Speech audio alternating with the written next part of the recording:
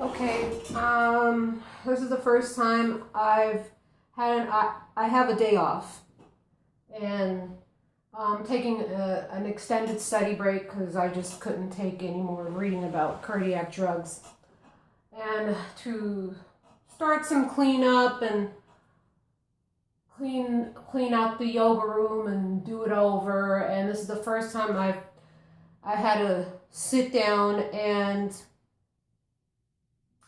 soon as I opened the door and I took out the dried spent flowers and everything, there was such an energy in the room, and I began to receive a lot of direct messages from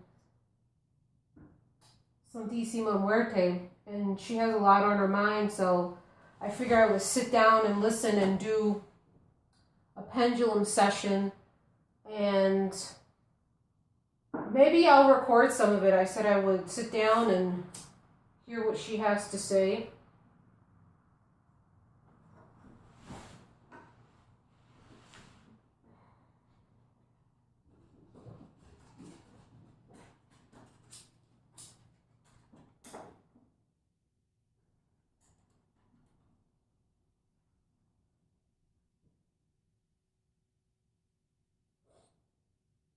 Despite, what I said the other night, I'm still giving her due.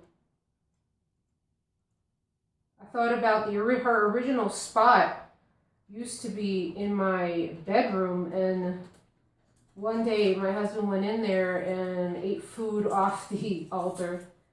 It's a little out. The food offerings are a little outside of the paradigm, and the same energy wasn't present in the room after that situation. So I figured I would move her to the thing. And I wasn't quite the devotee yet. I was like still in my experimental phase.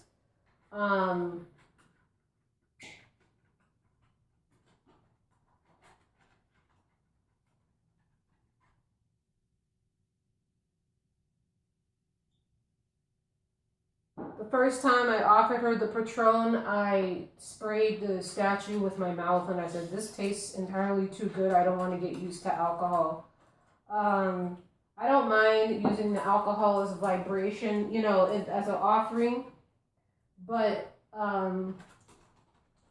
given the fact that I have alcohol issues within my family and so on, that is not a vibration I want to bring on, and I have to be careful. The combination of alcohol and cigarettes brings on a very powerful memory for me of child abuse. So I'm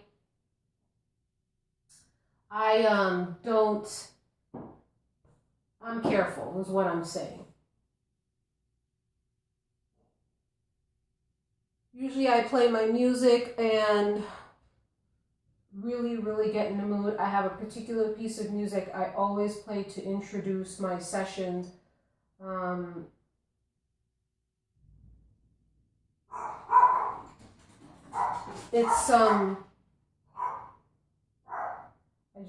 The washing machine is going downstairs, and the dogs are violently alerting me to the fact that the washing machine must be spinning down or something, or refilling. So that's why they're barking. Most of the time they will come up. I'm telling you, the energy in this room right now is really, really thick. I mean, the only other time I felt like this was another video I had made that I deleted when I was Wednesday night in my hysteria, was when I felt like the snake spirit approached me. And not in a bad way, it was just quite overwhelming.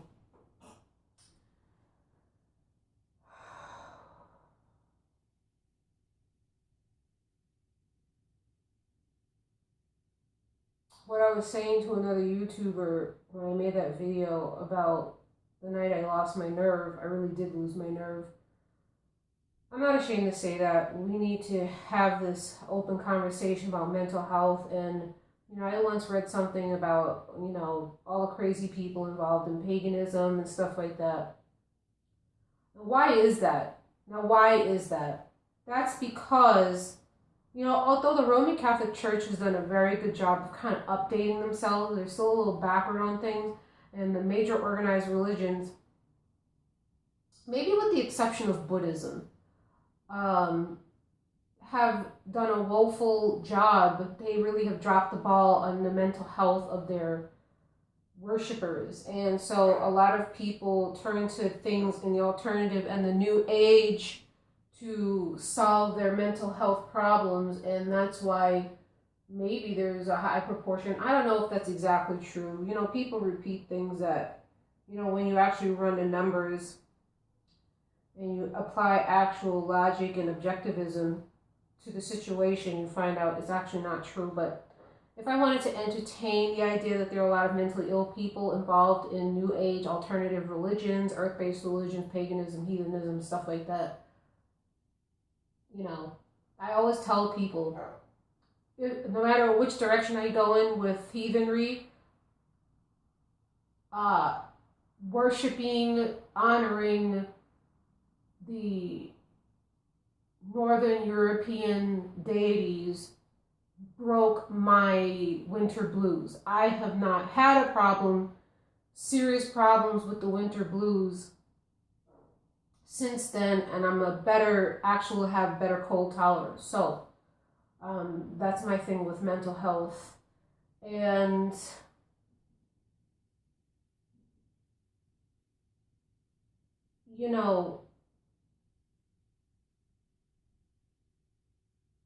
what I was saying about, before I went off on that tangent, about getting pushed out of my spiritual nest. I have been wanting to go to the next level, and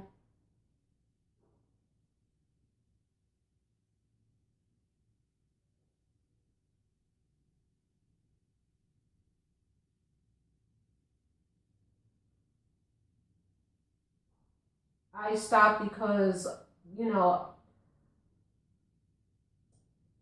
for just like a split second, her veil opened and closed, and the wind is not blowing in here at all. So,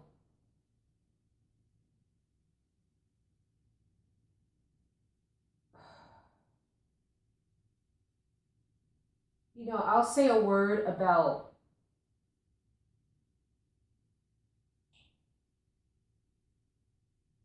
she's speaking to me, and I am not a channeler, but I can tell you right now, she's telling me all about myself, and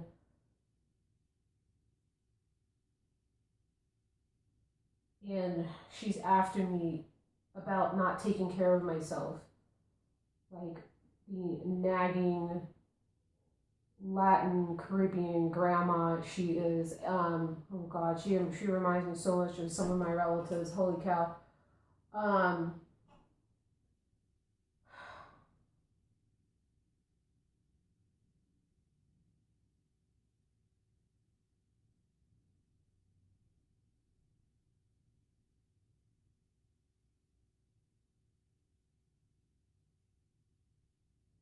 She's saying, Mija, you don't listen to me, you don't talk to me, you're running around, you're worrying, you're wearing yourself down, and you're not taking care of yourself, and you're working too much, and